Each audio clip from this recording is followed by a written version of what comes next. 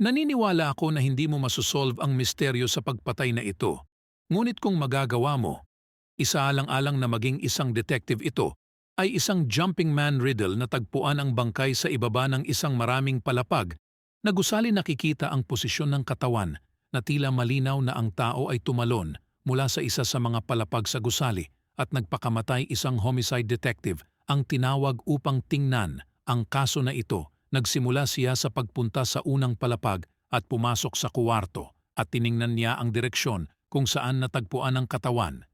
Pagkatapos ay binuksan niya ang bintana sa direksyon na iyon na tinitingnan ng katawan at ibinaling ang barya patungo sa lupa.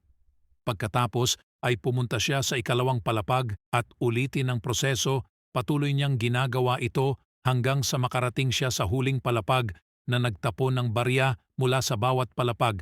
Pagkatapos ay bumaba siya at sinabi sa koponan na ito ay isang pagpatay, hindi pagpapakamatay.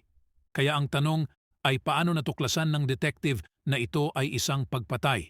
Ipinapapalo ko ang tamang sagot sa mga komento, ngunit una, ibahagi mo muna ang riddle na ito sa iyong mga kaibigan upang makita kung maaari nilang malutas ang misteryo na ito.